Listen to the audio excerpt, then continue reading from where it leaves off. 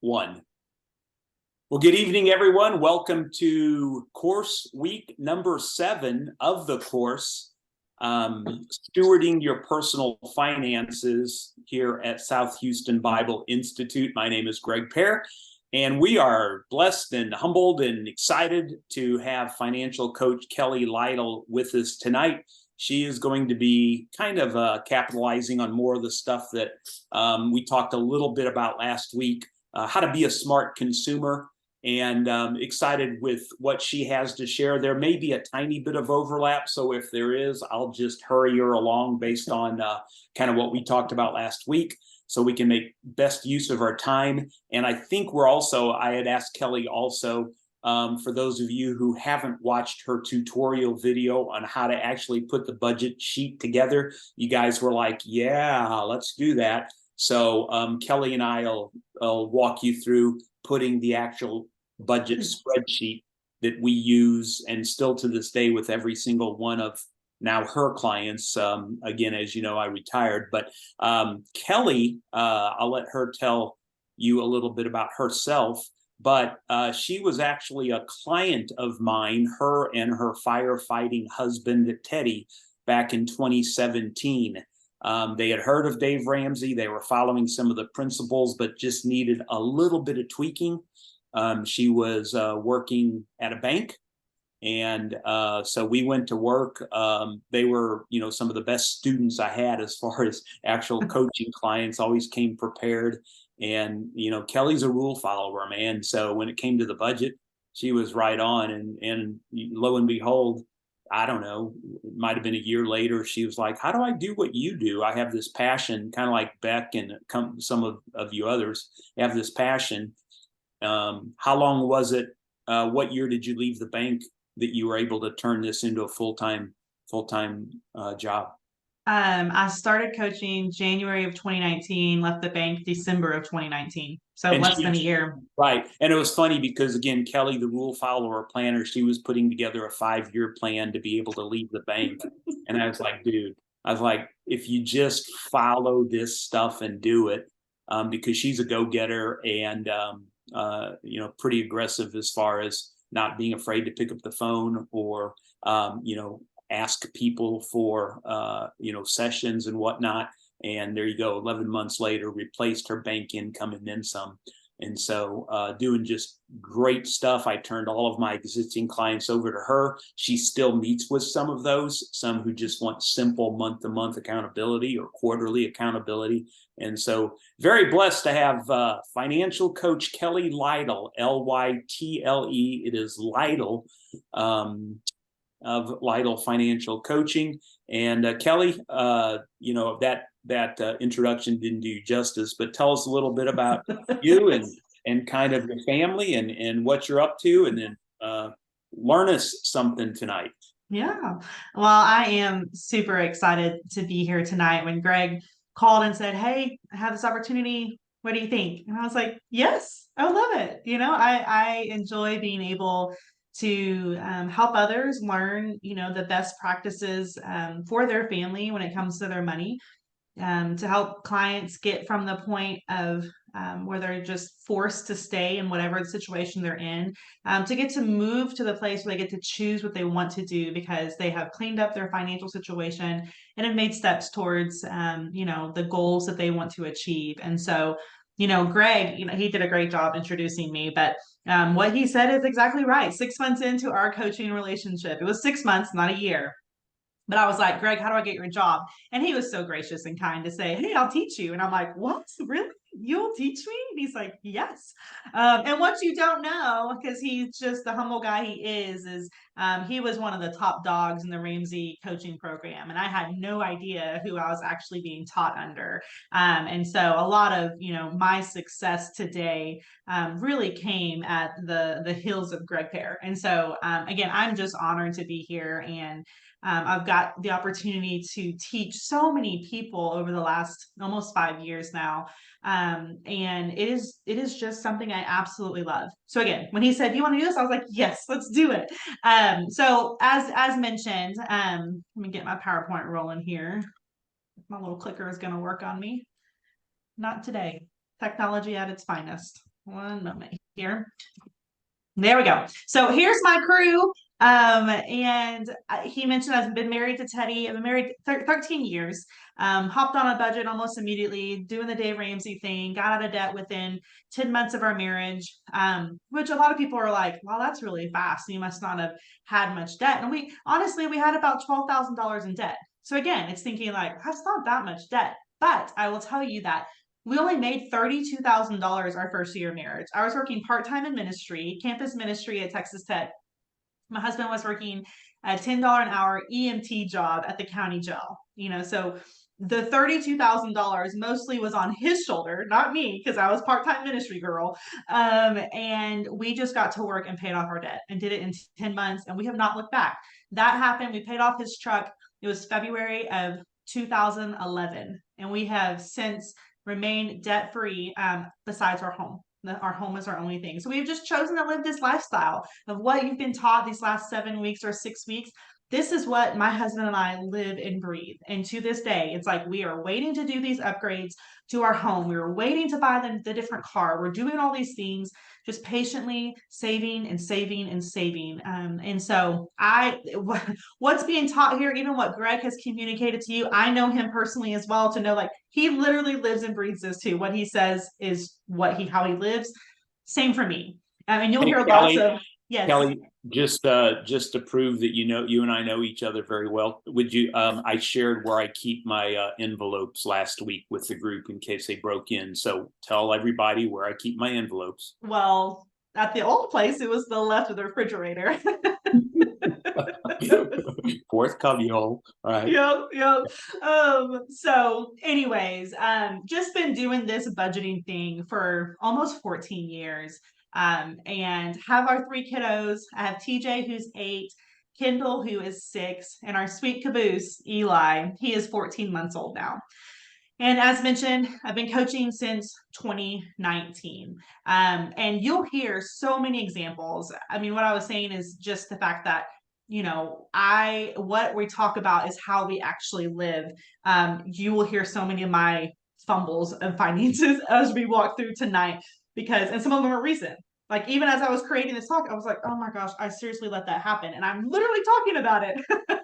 So it is going to be a fun night tonight.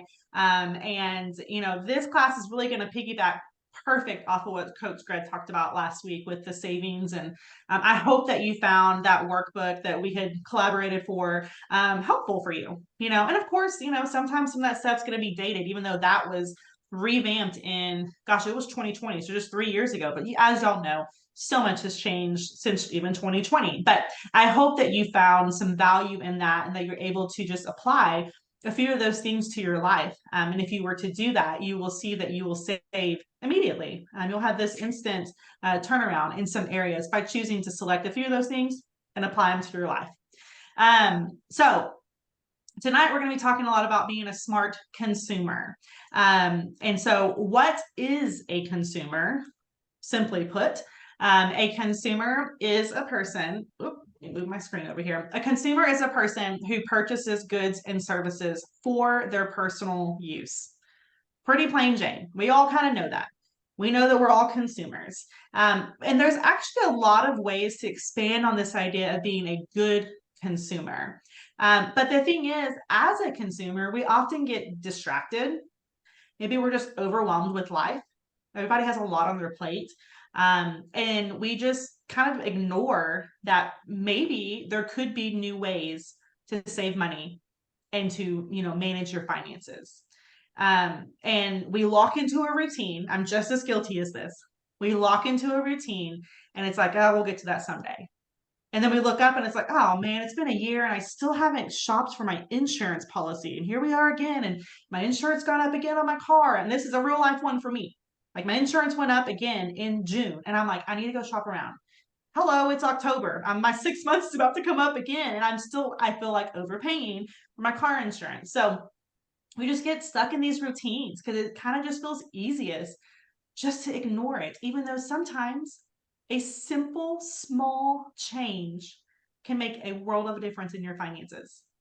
And sometimes maybe it's even a big change. But the reality is it takes a little bit of paperwork, a little bit of legwork, some research on our part, and all of a sudden we get to cash in on the difference that that choice has made for us. But the problem is, again, is oftentimes we're just like, oh, we'll just get to it another day. And year after year after year, we just continue to say that. So tonight we're going to talk about so if you love practical, which it sounds like you do, because each one of y'all really wanted to know, practically speaking, how do we do this budget sheet? So I'm very much the kind of coach that's like, okay, here's how we're actually going to do this. Let's not just talk about the feelings and emotion. These things are real, but how do we actually apply this? Tonight is going to be a night you're going to love, because you're going to walk away from here with lots of ideas and ways, fun ways to just apply this information, and you see change, and you become a better, smarter consumer as a result. So have your pens and paper ready, or your computer ready, whatever you're using to take notes, because my hope is that you will absolutely find extra money within your budget tonight by the result of what we're going to be talking about tonight.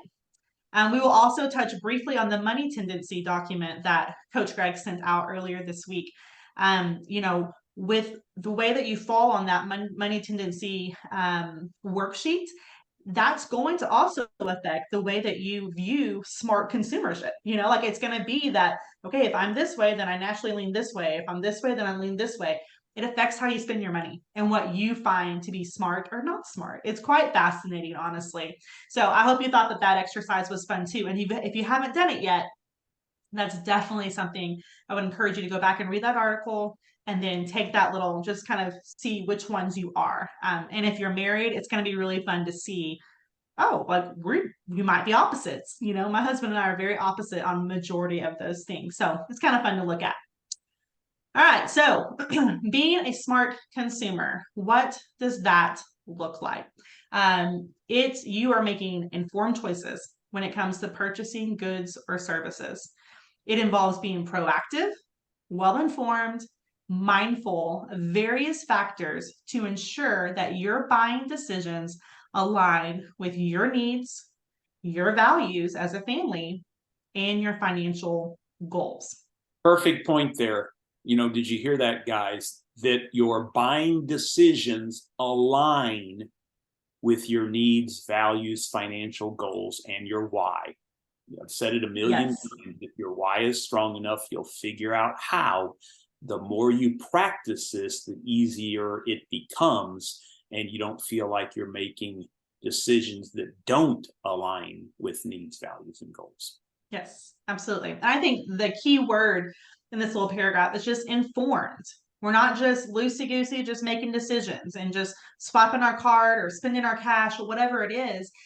We are informed with how we are doing things. It just means that we at least take a pause and consider, does this make sense? Is this the right purchase for me today? Or is this the right purchase for me even 6 months from now?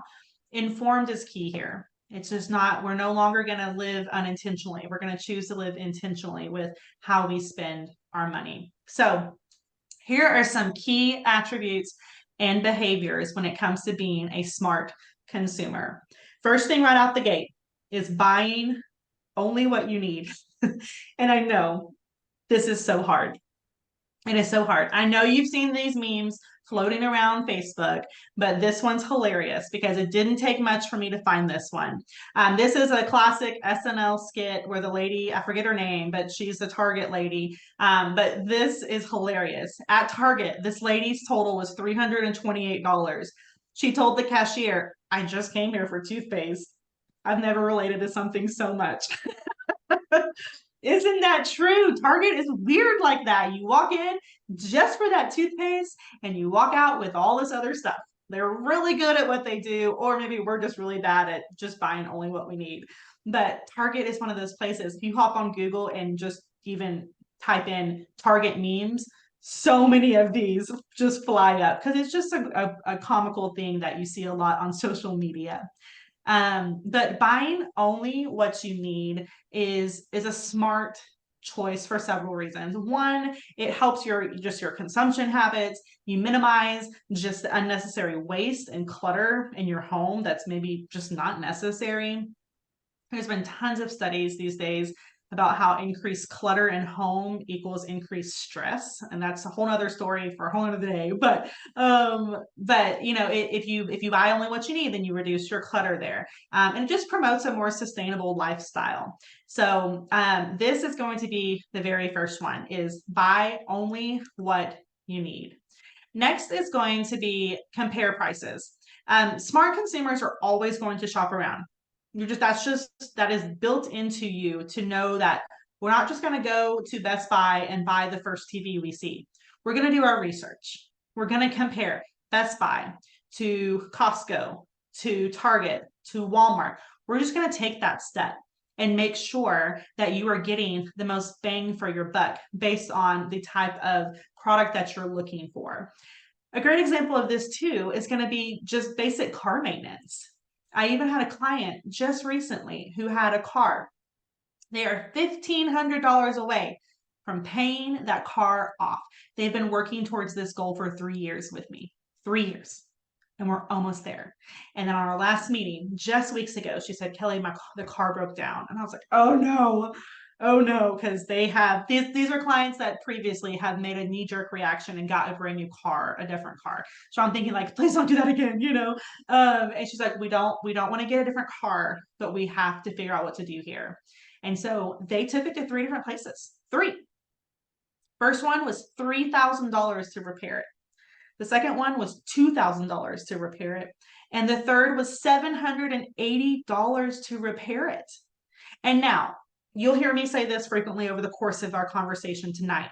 Cheapest is not always better, right? That's not what I'm getting at. That's not what I push on clients. Go for the cheap option. No. That's not always the best choice. In this situation, though, this guy had a reputation within their family that was positive. And so they knew choosing to go that route with the $780 fix versus the $3,000 one was a no-brainer for them. They went to the $3,000 person first, not even considering asking their family, like, hey, who do you use? And that's one of these coming up. Another one of these things I'll talk about here in a minute. They didn't even consider that at first. They just went to the $3,000 person. And I was like, okay, we don't want to do that. So it's key. Go ahead and share their success story. Tell us how they paid for it. Oh, with the $780, they paid with their emergency fund. Yes, and they actually did have some auto maintenance money to set aside in their envelope as well. I think they had in that envelope. She said that they had about $250 in there. So they used that, and then the rest of it they covered it with their emergency fund, and they're able to get it taken care of. So we still have the car. That should be paid off by the end of this year. If not by January, they can't wait. They're so excited. So yeah, it was fantastic. So yes, comparing prices is going to be a huge one. You can save thousands, if not hundreds, just by choosing to do that. The next one is just to know the facts about the seller. When you know the facts about the seller, whoever you're buying from, whether it's a box store, grocery store, whatever it might be, you'll begin to learn about the quality that these places provide for you.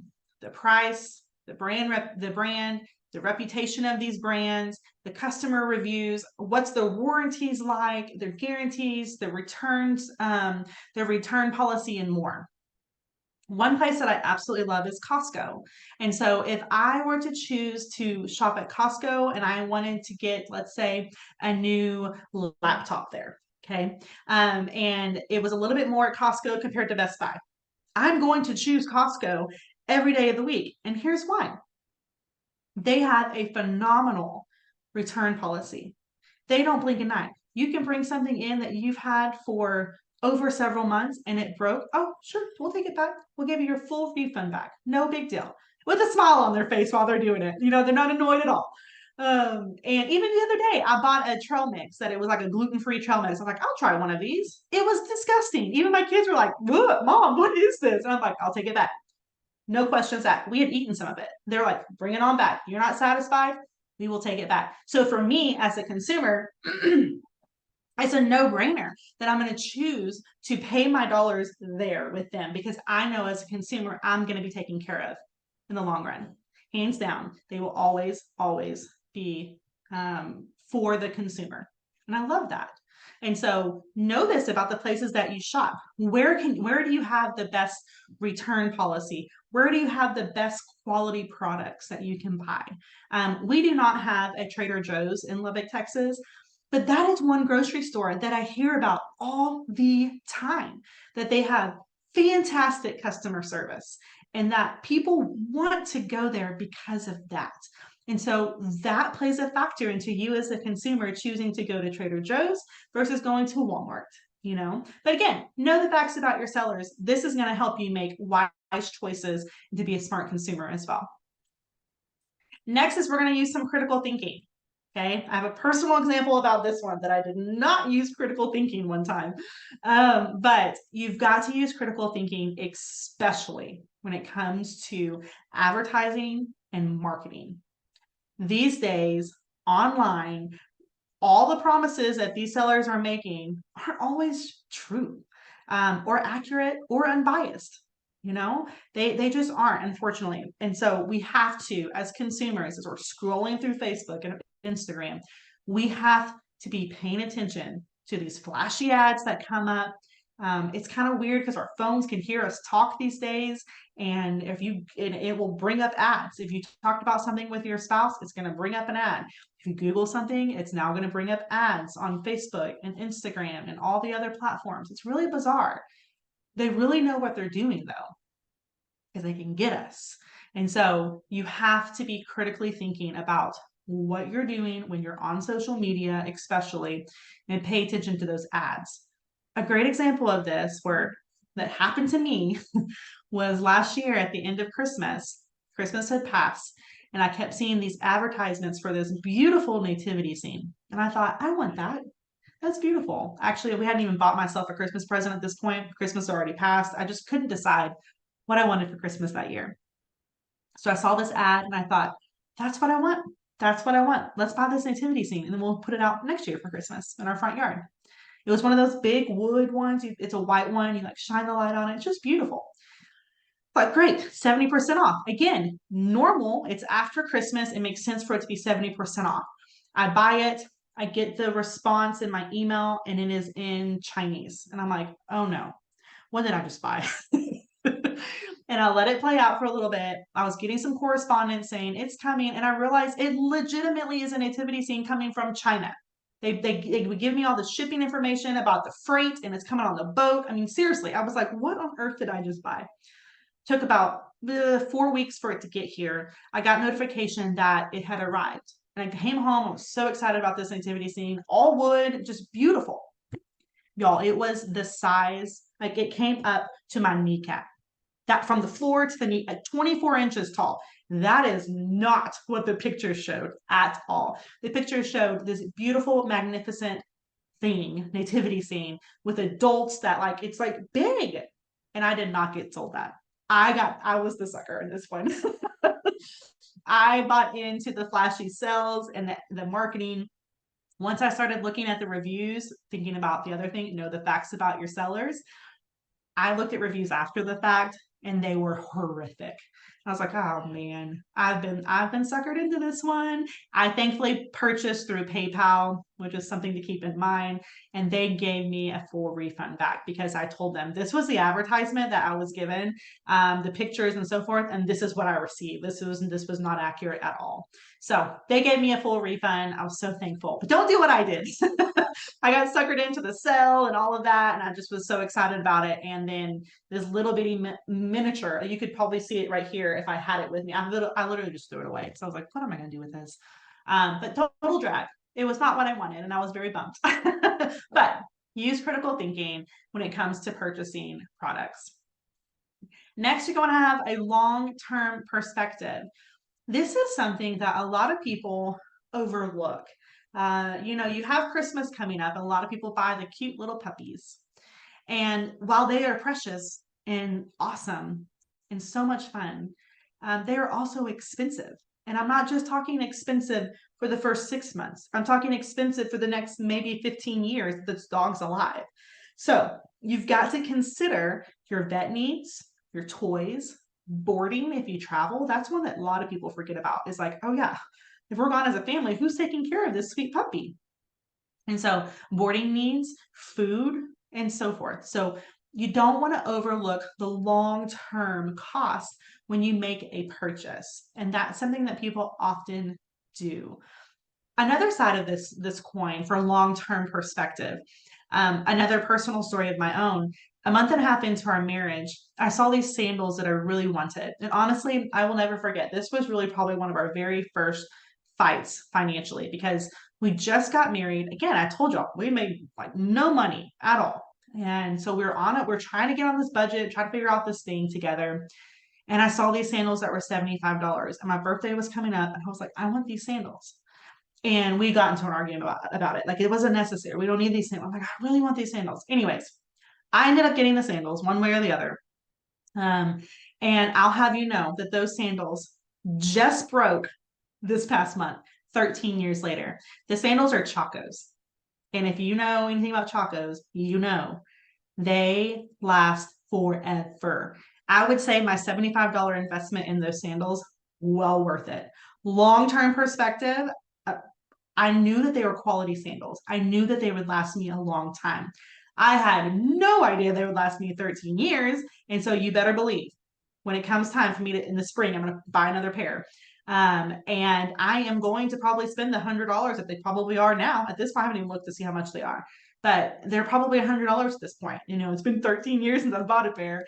And I am going to be happily willing to spend that knowing long term, it's actually going to save you money. I'm not going to have to go buy a new pair of sandal every single year that breaks as I'm hiking or walking through water and things like that. So I love Chacos because they've proven themselves to be a quality company and it has helped me save money in the long run. So that's a positive example of a purchase that I've made, unlike my nativity scene.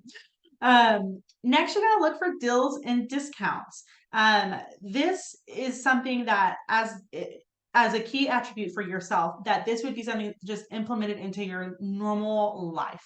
Now, I'm not someone that's out clipping coupons. Okay. That's just not where I want to spend my time.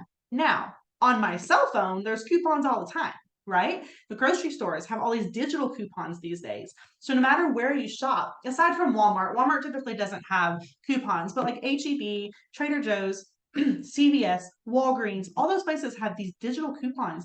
And honestly, they're fantastic coupons. So don't neglect, just because you may not be a coupon cutter like myself, just know that there's lots of digital options these days that can help you save money in the long run. And it's just a matter of kind of downloading the app and seeing what's out there.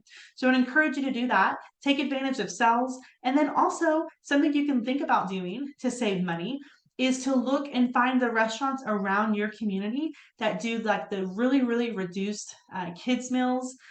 You know, back in the day, free was pretty common. You could find free kids meals about once a week or every day over the course of a week between different restaurants. Free is harder to find these days, of course, but I'm still able to find 99 cents, $1.99, $2.99, which is cheaper than the typical stuff you see these days, $5.99, $6, even $8.99 one time. And so it's a way to save money. And it's just a quick Google search and you can find out what restaurants near you have those reduced meals to help you save some money as well.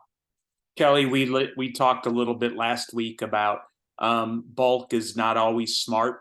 You know, I don't know if you remember the example we used when we went to Walmart. We had a single can of tomato sauce for like 99 cents and a 6-pack for $5.98.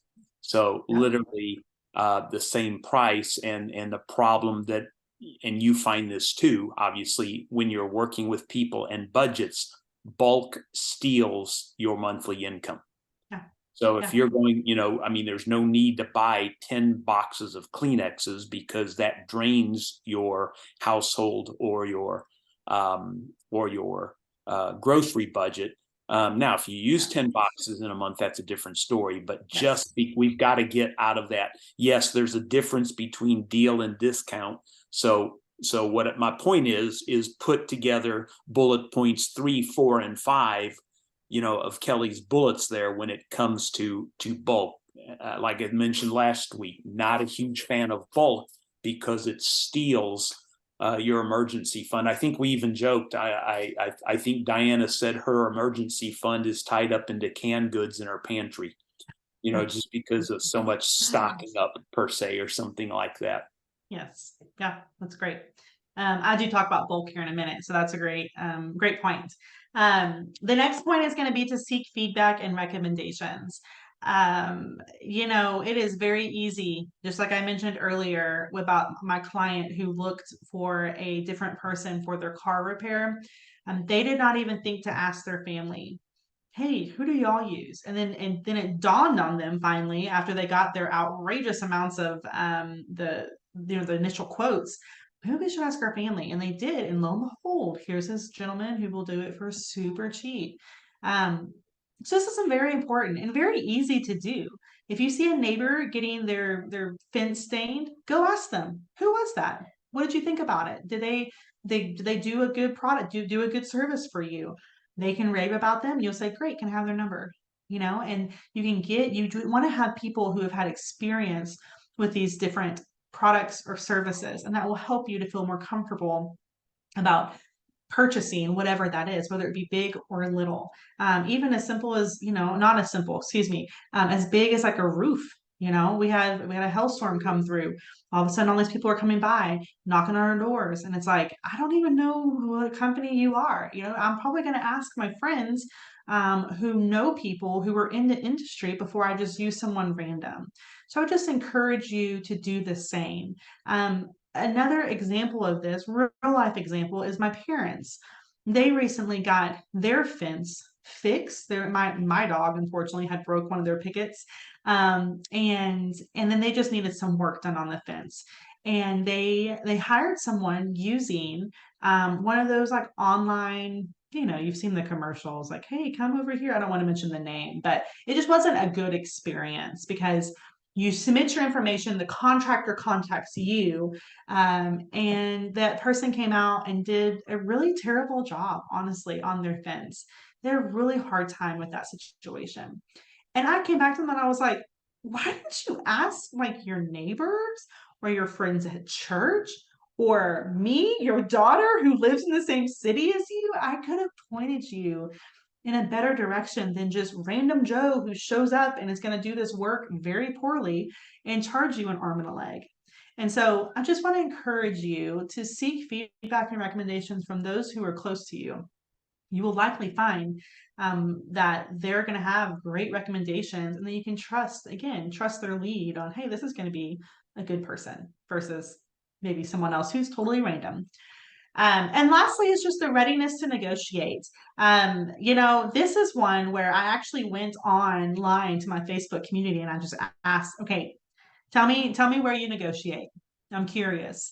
Because when it's applicable and appropriate, I should say, you absolutely should do it. Absolutely should do it. So I asked some people, hey, when do you typically do this? And I got a lot of answers that actually surprised me. I knew I would get the answers about the internet companies because I've experienced that myself. I call and say, hey, I'm leaving you so I can go to this other company. Oh, but wait. Oh, but where was that offer, 5 months ago when my bill continues to climb? So always negotiate with your internet companies, your cell phone service. I'll tell you, I've had a lot of clients switch to Mint Mobile. And if you call your company right now and say, I'm switching to Mint Mobile, oh, by golly, they're going to roll out that red carpet and give you whatever discount you need to keep you because they know that Mint is coming in and just taking it by storm. And so if you want to call Mint Mobile and maybe get a cheaper rate on your cell phone bill, give it a shot. But that is something you can do, is to use these new amounts, the new total that you're going to have for a monthly bill as a way to negotiate on behalf of yourself towards these other companies. So internet, cell phones, TV, direct TV was a big one. Lots of people mentioned that. Sirius XM, if you're a Sirius XM person like myself, do not ever pay their $26 a month service. It's not necessary. They constantly give us a deal for 3 years at a time for like $130. It ends up being, I think the math on that, I did it one time, was like $3.50 a month. And all you gotta do is call and ask. My dad did it. I was like, Dad, you gotta call. He was like, really? I was like, just call and ask. They send it to me. They send it to my husband. You can just call. They gave it to him too. So Sirius XM is a great one to negotiate with. Several other ones, we're talking about furniture stores, how you can, hey, if I'm going to buy these two pieces, will you deliver them? Take my old furniture away. That those are some of those little extra throw-in things that they could do to help you say yes to the purchase, but also as a convenience factor for you, for them to take your old stuff away. And deliver for free, and throw in the lamp and things like that. So you can always negotiate at a furniture store. Let's see what else. Where else here? Oh, this was a good one. If you are in credit card debt and if you're doing the Dave Ramsey baby steps and you're baby step number 2, you can actually negotiate on your credit card interest rates while you're in that. Now, I know interest rates are sky high right now. And so some of these credit card companies may be more resistant to that just due to the nature of the economy right now. But just know that that could be an option for you, and it does not hurt to ask. You can always just ask, and they may say no, and that's okay. We can move on with life with that no. That does not ever hurt to ask. So think about one of the companies maybe you're using right now that you're like, you know what, I'm going to call them this week. Let's see what can happen. Maybe you can get your price down lower and free up some more money into your budget. Okay, so the idea here, the big idea is you want to ensure that you get the best value for your money while minimizing the potential risk or negative consequences. Okay, so I've mentioned this before, and I'm going to say it again, that just because it's the cheapest doesn't mean it's the best. We want to minimize the risk and negative consequences. Sometimes cheap equals the negative consequence, like me and my nativity scene. That was not a good choice. Probably should have just gone with maybe not the plywood or whatever, the fake wood that they gave me, and actual real wood that would have cost more. I should have just known better, And so you want to make sure you're getting your best value for your money. Okay. Now, I've already mentioned several ways on how to be a smart consumer, but I'm just getting started. We still have more. I got a whole nother list of ways that you can save. These are, I've worked one-on-one with clients all across America for several years now. And so I would say these are kind of my top ways to save money and make your dollar stretch. Okay. First things first, though, before I jump into this list, is you absolutely have to have a budget in place. This next round of what we're going to be talking about will make no sense to you if there is no budget in place. Now, I know we're on week 7. You've probably heard the word budget all 7 weeks. And there's a reason for that. It's so vital.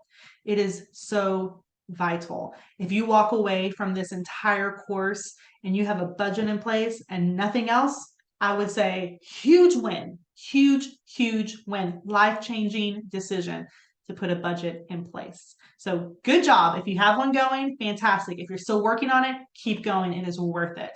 But you have to have a budget in place in order to know what on earth you're doing.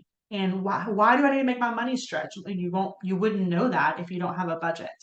And so you don't know what you're actually spending if you don't have a budget. All of these things is so important. So I know it probably feels like we beat a dead horse talking about it, but it is so critically important, truly. All right, so let's hop in and look at some of the ways that we can make our dollar stretch in light of the beautiful budget that you currently are working on creating. First things first, cancel unnecessary subscriptions. So streaming services, gym memberships, and I'm not saying cancel your gym membership. If you're using it, fantastic. If you're one of the lots of people who don't use them, then just cancel it. And just know oftentimes these little mom and pop gyms, you got to give them like 2-month notice and they're still going to be popping your account for a little bit. So it's just a heads up. But cancel it. If you're not using it, just cancel it. Magazines. So I literally wrote magazines into this, and I'm not joking. 2 weeks ago, bing, my checking account got popped with a magazine subscription from last year. I was like, oh no, I told you I'd have my personal stories here. We had bought the Highlights magazine. Maybe y'all remember these from back in the day. Maybe you bought them for your children. I don't know how old everybody is here because I can't see faces, but that Highlight magazine was like the highlight of my life when I was growing up. I remember looking at them when I was at the doctor's office, and just kind of nostalgic, to be honest. So when I saw they had a good sell on those last year, I thought that's a great Christmas present for our kids. And they've been getting one every other week all year long. And they get this piece of mail in, and it's a magazine, and it's so fun. And I guess I'm going to be getting it for another year because it popped my checking account. I forgot about it, forgot that I had a subscription. And so here I am telling you, cancel unnecessary subscriptions. Me too. I need to do the same. I'm just as guilty. So that is one way to make your dollar stretch, is by paying attention to what those things are coming through your account. And they're kind of tricky. The magazine thing was like $32. So that's not that small. It's big enough for me to like notice it. A lot of people are like, oh, I have Discovery, and I have HBO Max, and I have, Disney Plus, and I have ESPN Plus. And those things are like $9, $10, a little bit cheaper. So they kind of stay under the radar for a lot of people. So just pay attention to them. It's a great way to save some money. You want to sign up for your store apps and loyalty programs. Excuse me.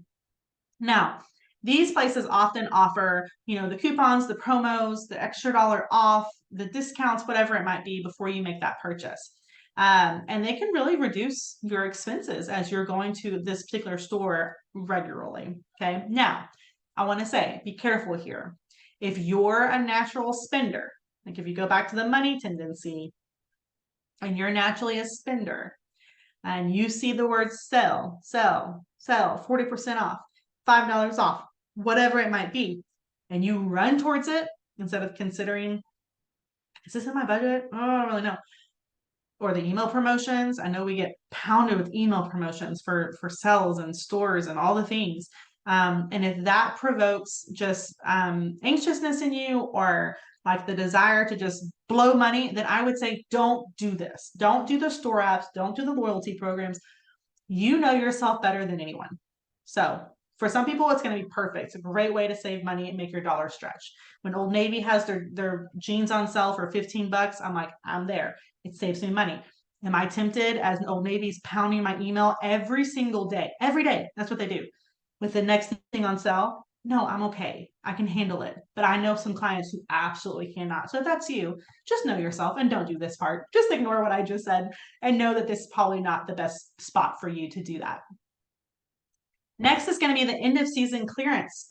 Again, great option to be able to make your dollar stretch. If you want to get that patio furniture, wait until September, October. So when a lot of those things go deeply discounted, so you can buy them for the next season. Same for winter clothes, summer bathing suits, things like that. I often buy my kids their winter coats at the very end of spring, and I can typically know what size they're going to be. Yes, occasionally the sizing up process doesn't work exactly how I planned, but in general, I can do that. But it's a great way to save money by choosing to buy when it's not actually in season, or the season's coming to a close and you're going to wait, you're going to buy it for the next season. So it's a great way to save money. And again, make your dollar stretch.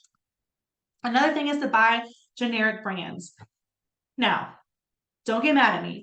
This is one of those that people are like, no, I am not. I will always buy Charmin. Okay, fine. Buy your Charmin toilet paper. I understand. I'm good with not buying that, but you're not, and that's fine. Don't get mad at me, because I would say I am always and forever going to buy Heinz ketchup. You will not see me buy Hunt's ketchup or Great Values ketchup or whatever knockoff brand there is. No way, no how. Heinz it is in my household. But I will tell you that the majority of the rest of the stuff that I purchase is going to be the generic brand, because it does ultimately save you money. So just consider that. What are some things in your grocery bill right now that you can maybe make that switch to? Does it really matter if you have this type of green beans in a can versus this type of green beans in a can? Let's give you a little bit of break here. Let's post some things in the chat. What do you guys do? What are some things that you guys currently buy generic on? We'll just give you a little bit of a break there and make sure everybody's still awake. You guys generic or not generic? Everybody post something in the chat for us. What you're good with buying. Frozen. Tarver buys frozen vegetables generic. Yep. Me That's too. good. Yeah, us too. Oh, Annette says ditto. Most canned goods. Yep. yes. Yep. Let's see here.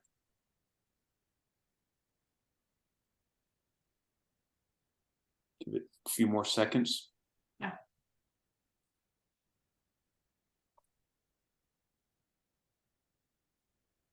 Yeah, I think we're generic pretty much on pretty much everything. Everything generic. Yeah. Oh, meds. There's a Oh, good one. that's a good one. Kelly's probably, if I know her, she's probably going to talk. Are you going to talk about prescriptions here coming up or meds? No, I'm not. Oh, okay. I'm not. So that's a great example. Thank Yep. you, Diana. And especially asking the doctor to please. So this was a learning experience a few years back. You can tell the doctor, please prescribe the generic. Or if he hands you a prescription and he's halfway out the door, just say, hey, doc, did you write this prescription for the generic, or will you, or is there a generic? And he turned around and came back and rewrote the prescription. Yes. And so some simple things like that. Great one, Diana. Yeah, that is great. And even you saying that, Diana, reminds me, I actually just personally went through this as well, where a medication that I personally take was no longer covered by my insurance. And so now I'm having to find something else to, to make it work in my life. And I was told to use the GoodRx app. And sure enough, when I typed, my computer just went off. When I typed in the GoodRx and did all that, it did save me significant amount of money compared to what I was going to have to pay. So the GoodRx app is what I use, and I typed in the medication I was looking for, and it popped up all the pharmacies near me that would have that for me. So that's something to consider as well. But yes, Diana, that is a fantastic example that I had honestly not even thought about. And I just went through that. So thank you for sharing that. I am going, my computer went off for a second. So let me get this put back up. Here we go. Now we're working. Good old technology. We love it. Anything else? Oh, toiletries. Yes. Yeah, we Yes. still see you and we still hear you and we still see your PowerPoint. Yeah, it was my other computer that had my notes on it that went blank. And I'm like, well, all right, there we go. We'll make this work. I've talked through this enough. I could do it without notes. But Annette, that's a good one too with toiletries. That's a really good one. I'm telling you, some people are like, oh, not on my Charmin. Don't touch my Charmin. I'm like, okay, fine. But yeah, that's a good way to save some money too. Thank y'all for those ideas. And I'll be adding that medicine one. I will be adding that into this talk as well, because I will continue to give this talk. And that's just a great one. So thank you so much for that. All right. Let's keep trucking here. Let me get my screen back going. Here we go. All right. Coach Greg talked about buying in bulk. There's a time and place. And that's exactly what my notes say. There's a time and place when bulk makes sense. And literally the first thing in my notes about this was that said, let's make sure this is in your budget to do something like this. If it's not in your budget to buy in bulk, don't do it. If you don't need to buy in bulk, don't do it. My husband and I did not have a membership to Costco until we started having children, and it made more sense for diapers, formula, wipe. Those are areas that like you significantly save money by purchasing those things there. That's why we initially got into the Costco world. So buying those non-perishable items in bulk when there's the discounts and the special offers, things like that, it honestly can save you a lot of money. But again, let's be mindful that you may not, like he mentioned, you may not need the 10 boxes of Kleenexes. In my household, we do. We got 5 people here. In the wintertime, we are running through those boxes of Kleenexes, and it saves us money ultimately. And even in that, I'm not buying the Kleenex brand. When I go to Costco, I'm buying the Kirkland brand. I'm still getting the generic brand of that to save the extra $5 off of those Kleenexes. So, and I'm not buying the Charmin toilet paper at Costco. I'm buying the Kirkland brand toilet paper at Costco. So buying a bulk can be appropriate at times, but for many people, it may not be. And again, if you're not ready to go purchase that with your cash envelope or however you're saving for that, then don't do it. You're not ready yet. Okay. Another way to make your dollar stretch is to adjust your W-4. So you might be wondering, like, well, what do you mean? Well, if you get a large tax return in the spring every year, then I would tell you that you would be a perfect person to possibly adjust your W-4. Your W-4 is associated with how much taxes are held back for you. And so if you're getting that large tax return in the spring, that means that the government's been holding on to that money over the course of this whole year. And now you've overpaid. So here's your money back in April in the sum of $4,000 or whatever it is, so large amount. What I want for you and what I think would make the most sense for most people is to say, no, no, no, government, I don't want you to hold my money for the whole year. I want that money in my pocket so I can be propelled forward with my financial goals. And so you can go to your HR people and adjust your W-4 to where your income and the take home money goes up. And you want this beautiful balance to where when you run into the spring, you owe zero to the IRS. That would be the perfect scenario. But as you make these adjustments, just know there may be a time where it's like, okay, now I owe $100.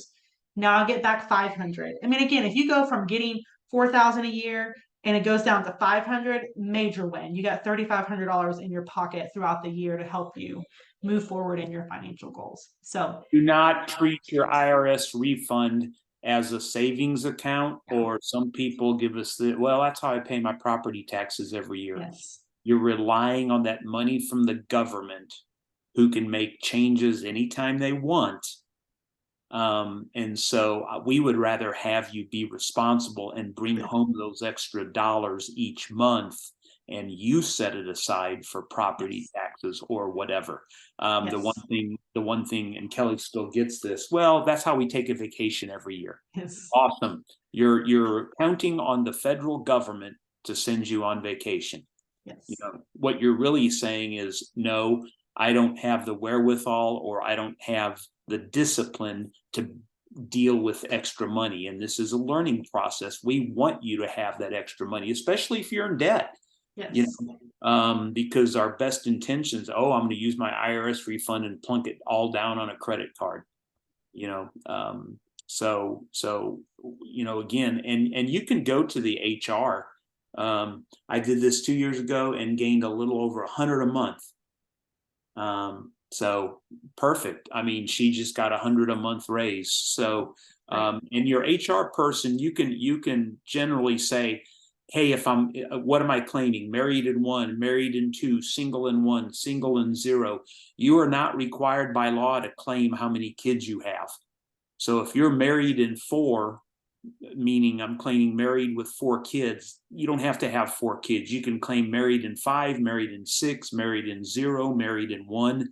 The more dependents you claim, the greater your take-home pay is. So just again, like Kelly said, that fine balance between, you know, if easy math, if you get $2,400 back a year from the IRS, well, go to your HR person and say, what am I? Oh, I'm married in 3. Well, what would my take home be married in 2? Because in essence, you're looking to gain an extra $200 a month per se. And just, again, that's a great win for gaining monthly money. Next is to make a plan for the grocery store. This seems so basic, but I know so many people on a whim, when they're mad, when they're happy, when they're hungry, they just show up to the grocery store and they buy whatever they feel like it. And that's just one surefire way that you're going to overspend and go over budget, or buy things that maybe aren't necessary, and not make your dollar stretch. You need to buy the things that you actually need to buy, and not all the extra stuff. Because that's going to affect your budget for the next week when you go back to the grocery store, when you buy all the extra stuff. And so, a good thing with what happened over the last several years is just kind of this online shopping option. It can be great for a lot of people who know, okay, I have $150 to spend And as you're putting things into your cart on the app, you can see your grand total. And that's helpful for a lot of people. One thing to keep in mind with that is that there are some grocery stores now. I know HEB is one of them, that the price online is actually more than what you would find in the store, which it makes sense. Like that's a service that they're providing for you and it's convenient and so forth. But I know I was like, what? I didn't know that they did that. Walmart at this point does not. I wouldn't be surprised if other companies eventually start doing that too, because they're having to pay workers to go shop for you. But again, it could still be worth it, even knowing that you spend 5 cents more per apple for your groceries, knowing that you know how much you have to spend. And walking into the grocery store, maybe you're more tempted to spend more than just doing it online. Diana has her hand raised. Do you want to unmute yourself and give a question? Yeah, well, I don't have a question, but you were talking about making a plan for the grocery store, and I had my list and everything ready to go, and I did. I bought everything on my list plus some. And when I got so far down an aisle, I thought, I'm putting all of this stuff back that I don't need. It was difficult for me to go in and just get what I needed on my list. But I turned around and I put everything that I didn't have on my list back. Plus, I put some things on my list that I didn't need. I put those back as well. That's So the kind of discipline and behavior change that it takes to win, Diana. You are a rock star. That is awesome. We're applauding you for that. That is so good. Yes, it felt weird, but Holly, I promise what your why for this course, if we're talking about stretching our dollars, being better good stewards, being able to give more to the grandkids, et cetera, et cetera, et cetera. Those right. small things that add up to greatness. Well, thank you. It was difficult, but I did Sure it. it was. Like I've said it a million times. If this were easy, everybody would be millionaires. Yeah. It's not easy. It's hard stuff. Yep. That's like that first behavior I mentioned, was buy only what you need. It's key. If you continue, like you said, if you continue doing that, you're going to be successful at this process. I love that. Thanks for sharing, Diana. That's awesome. The last one on this is just to pay attention to your deductibles. Again, Greg mentioned about this last week. One of your homework pieces walking into this week was to know what your deductibles are. A deductible falls within health insurance, car insurance, your home. Lots of ways you see a deductible kind of play out in your life. Greg, I don't know how much you touched on this last week, but the idea here is that if your emergency fund is set at $1,000, your baby emergency fund's $1,000, your deductible for your vehicle right now is $500. You likely could consider raising that deductible to $1,000. When you take that step in raising it, that means your monthly premium that you pay to the insurance company is actually going to come down some. And so that frees up cash within your actual budget to go towards your debt, to go towards your next goal, whatever it might be. Yeah, we kind of threw that out there. Did someone actually go through the exercise, or at least make a phone call on either home or auto or something like that? We gave a couple of examples, home and auto. Did anyone potentially go through that exercise, call their insurance agent, or did you at least become aware? How about that? Huge win if you even know what your deductible is, because 9 times out of 10, when people walk into our offices for coaching and we ask them what's your car insurance deductible, they're like, I don't know. I did, Greg. So what do you got for me? What'd you check into? And it may be a win, it may not be a win, but at least now you're a smart consumer. What do you got for us? Yeah, for me it's going to be a win. I checked into my auto insurance, and if I went with the $1,000 deductible, I would gain about $10.50. And it would go from $124 a month down to $112. And my homeowner's insurance, which is rentals insurance, I would gain about $13 in savings, and it would go from let me see, where am I? From $191 a month to $178. So I mean, 6 months. You're saying raising your car deductible to $1,000. What is it currently set at? $500. Okay, so the question you have to ask yourself, again, with $1,000 emergency fund And, you know, you have to ask yourself, well, am I a good driver, this, that, or the other? Are you comfortable taking on an additional $500 in risk? And as we continue to build wealth, and as we continue to get a hold of our finances, you know, for most people, the answer is, okay, I got $1,000 sitting in my sock drawer or in my separate emergency fund bank account.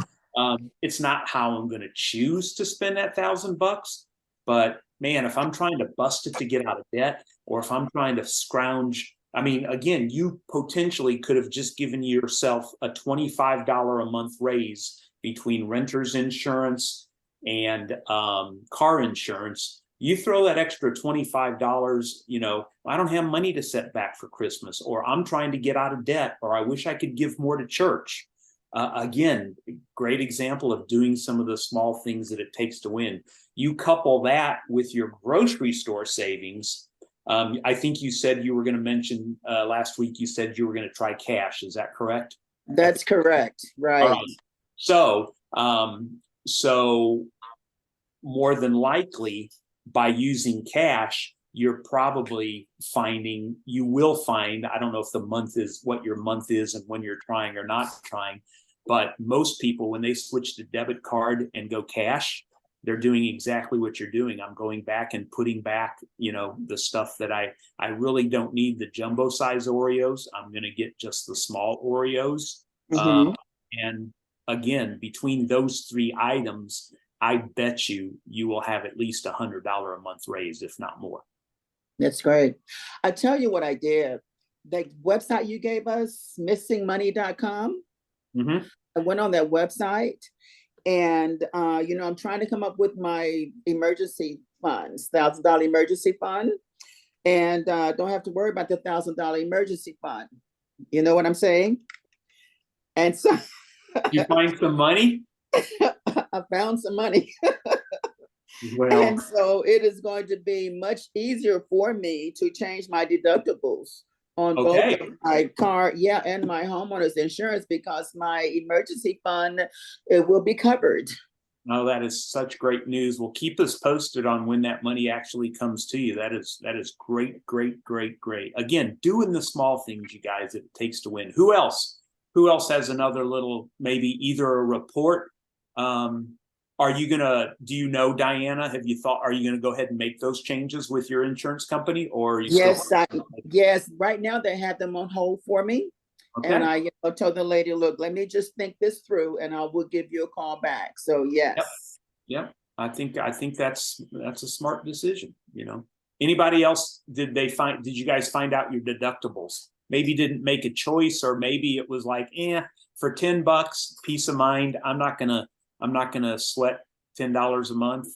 But again, when you do that, plus groceries, plus cell phone bill, plus cable, plus whatever, plus change my W-4, plus stop contributing to retirement for a year, we're talking big bucks. Anybody else? Let's give it 15 seconds here. Anybody else? I'm going to ask you again, if you didn't do it, please make the phone call to your insurance agent and say, hey, what's my deductible on car and or auto? Greg, there is a federal program, it's called Lifeline and ACP support, that will give you anywhere from $30 to $75 off of your internet service, or I think it's your internet service or phone service. And I'm not sure what the stipulations or what the rules and regulations are, but it's called Lifeline and ACP support. And you can call it up on the internet, and it is a affordable connectivity program. And if you fill the information out, they will, get in contact with you and let you know whether or not you qualify for $30, $40, $50, $75 on your internet service. That's part of the government program to try to get lower income people and making internet affordable for everyone. I just went through that process with my mother. Most of the time, your service provider already has a relationship with the federal government, and they should, if they're doing a good job, they should walk you through that process. So you could call your internet service provider or your phone provider and say, do you guys work with that particular, government agency? And sometimes they'll do it, right there on your behalf. All right. So I'm not seeing any other people who had completed their homework. So again, do the small things it takes to win, guys. Look up your deductibles, call your insurance agent, and be prepared to share next week. Go ahead, Kelly. Looks like Annette put something in there in the chat saying she already knew her deductible, but she did find some money on their Reclaim Money property website, and she'll be getting a check within the next 10 days. Okay. Fantastic news. Yep. Good job. I love it. Kelly, I went through I usually get on that website about once a year, and I hadn't done it in a while, since I retired, but right here live in front of the class, prepping for last week, I actually had $36. Did you? I love it. Savings account somewhere. Yeah. Yeah. That's awesome. My dad had opened for me. He's since deceased. I guess they couldn't find me. So jumped through. I love it. I love it. All right. Well, let's keep trucking here. We're getting close to the end of our time, but by adopting these smart consumer practices and being mindful of your spending habits, you can make significant strides in saving money and achieving your financial goals. It's possible. Y'all are showing us it's possible. Annette doing what she's doing, Diana doing what you're doing. The people that watch this recording, we know that you guys are being proactive in making these steps. If you continue to do that, even after this course is completed, I promise you will make strides in just the progress that you want to see to hit your financial goals. So keep going. It is worth it. It is worth it. It is worth it. I always tell my clients that it's worth getting in the weeds so that you can get some clarity and know where you're going and what to do next, especially when it comes to your money. Now, I'm going to pivot here, and we're going to talk just briefly about those money tendencies that Greg had sent. Again, if you haven't had a chance to read that article and kind of walk through this little, the differences and which one you probably fall into, go ahead and do that once the class is over today or over the course of the weekend. I think truly you would find it just kind of like, oh, this is kind of neat, just to identify yourself with these different things. Again, this is going to play into what you do as a smart consumer. It will. So there's going to be just two of these categories that I'm going to touch base on tonight, because this could be a whole nother conversation for another day. The first one I'm going to talk about that I think plays a big component into being a smart consumer is going to be my people who are quantity versus quality. Again, what that means, in case you didn't read that article, is my quantity people are like, give me all the shoes, cheap shoes, but give me all the shoes. I want variety, I want options, things like that. My quality people are going to say, I want like my 3 or 4 nice quality pairs of shoes. I'm going to spend more money on it. It's going to be a name brand that I know is reputable. But that's who I am. So I'm a quality person. So there's that difference in those two things in pertaining to shoes specifically. My people who love quality in this particular instance, right, might be onto something, right? And the idea of being able to save money long term and being a smart consumer, to fall naturally on that quality side is probably a good thing. Now, it doesn't mean that you're wrong if you're quantity. I'm a quantity girl. I am. You go look in my closet right now, you will find, 10 pairs of Walmart shoes, the Time and True brand. I just love the Time and True brand. It's cheap, it's cute, and their shoes actually do last kind of a long time. I think I have a pair on my feet right now. I mean, I love that brand. And some of my girlfriends would be like, Kelly, stop buying the Walmart shoes and go step it up and buy something more quality. It's just not me. But I'm telling you, my people who are the quality people likely save more money long term. Now it feels like in the present, I'm the one saving money. I'm spending $15 and you're spending $100. But over year after year, I'm probably the one spending more as a quantity person. And again, not to say that one's right or wrong. It's just where do you lean naturally? I naturally lean towards being a quantity person. And so same thing for my quality people too. They are likely to do research and not be impulsive in their purchasing. Whereas the quantity people are like, "Ooh, I love a good deal. Yes, I'll buy it." And they might be a little bit more impulsive. So again, what are you naturally? It's going to play into yourself as a smart consumer.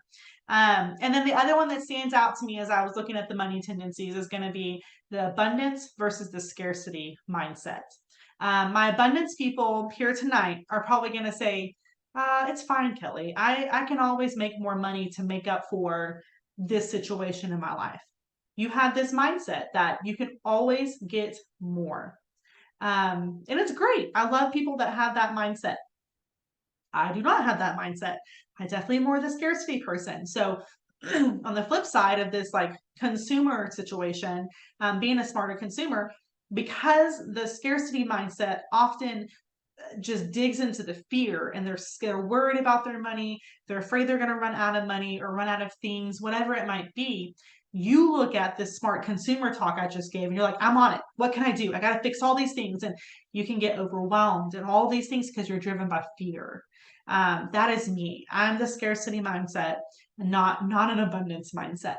And so I just want you guys to be aware as you look at these money tendencies that your view on or how you naturally are at the end of the day, I believe, like however God made you, honestly, to consider how God naturally made you. And then how does that play into you being a smart consumer?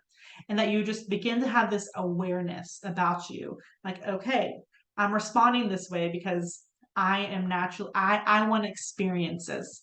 I don't really want the things. I don't understand everyone running to go buy this new iPhone that's made of titanium. Like, I don't care about that stuff. That's not me naturally. But do you want to go spend $1,000 going, or however much that phone is? I'm sure it's more like $1,500. I have no idea. But do I want to spend $1,500 going on a weekend trip somewhere? Absolutely. Take me. Let's go. And other people will be like, why would you do that? I want the phone, You can just be different. And that's okay. There's not a right, there's not a wrong. There's a way that God made you, and that's going to play into you as a smart consumer. And so I just want you to be aware of that. As you walk through this road and as you continue to do these things, you can change, you can grow, you can take steps to move forward and have success with your money. So my challenge for you tonight is to apply one or two of these things we discussed tonight into your world to see an immediate change. I don't know what it is. We talked about a lot of things tonight, but just one step, just do one. I don't even want you to do two, do one before the end of this month, and have that immediate, just like, oh, this is fun. This is exciting. I saved a little money here doing this thing. And then after that, let's do each quarter to choose one more thing that you would choose to proceed forward and try to find a way to save money. So, you do this thing in October, then let's just wait till January and then choose another one, apply it, and then wait till March and choose another. Just do these small incremental changes. And you're going to look up a year from now and see, wow, I've actually saved a lot of money. I've become more intentional with my money. I know what is happening with my money, all these things, just because you chose to take these little tiny baby steps. And you will be light years ahead of your peers just simply doing this. And so that's my encouragement for you guys. Don't get overwhelmed trying to take my entire talk and deep dive into it, in addition to learning a budget and learning. There's a lot going on. Little steps, and those little changes compound on each other and make big changes. So that's all I got for you tonight. And I'm so grateful I got to be here tonight. Let's take any questions. Also, if everyone will write in the chat, what's one thing you will implement? And it doesn't have to be necessarily from what Kelly has said. It can be something over the last 7 weeks. I've asked about takeaways over the 7 weeks, but today I want you to put in the chat, what is one thing you're going to change, or you're going to do, or you're going to implement based on anything you have seen or learned over these 7 weeks or tonight. We're going to call Diana increasing her deductibles So Diana's covered. What else? Audrey's going to go try to adjust her W-4. So she's getting a big fat IRS refund is what that means. And we'd rather have our hands on that money on a monthly basis. Willingness to go negotiate. All right, Michael, I'm going to press you. What's the next thing you're going to negotiate on? You got something coming up that you either have to revisit or getting ready to purchase, or what caused you to write that?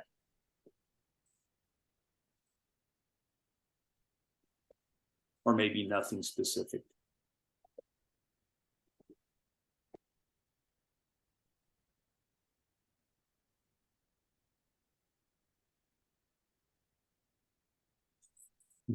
There you go. That's a good one, Beck. I understand that.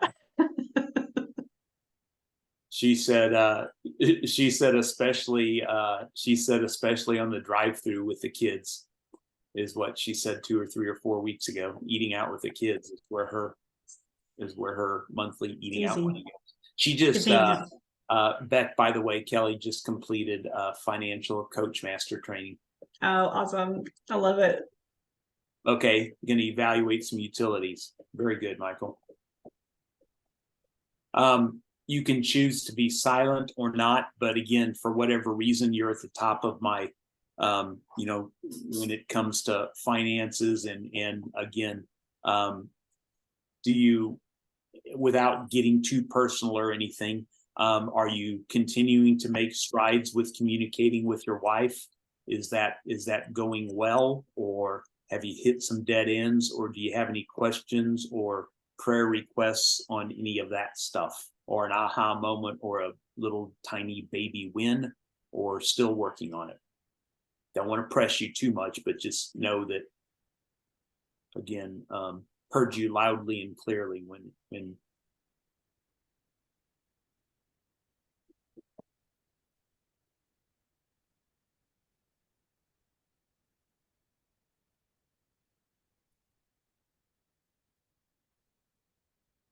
awesome.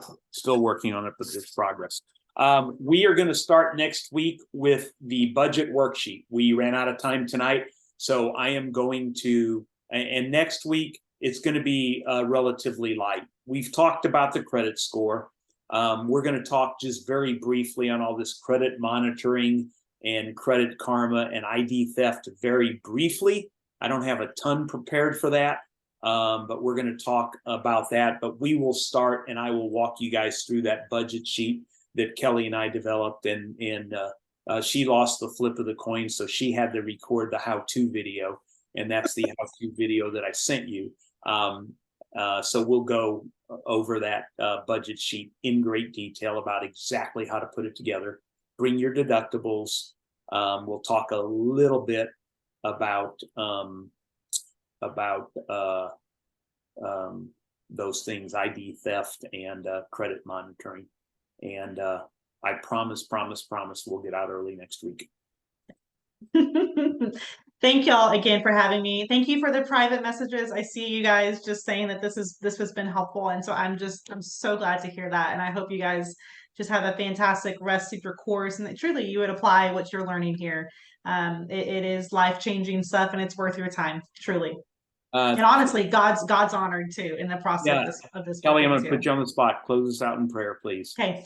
God, thank you so much for the Biblical Institute putting on something like this, that people would learn and grow in their knowledge and understanding of income, ultimately with the goal of being able to be generous back to you, God. I hope that would be one of the direct results, that as people begin to learn how to manage their money, that they would see that there's so much room to be generous and to give to others and give to the church and to do those things, in addition to bringing peace within their home pertaining to their finances. God, I pray for each and every person that is a part of this group during this semester, God, that they would be better communicators about their money, that they would grow in their understanding, that they would be grace given and within relationships when it comes to money, because finances are tricky.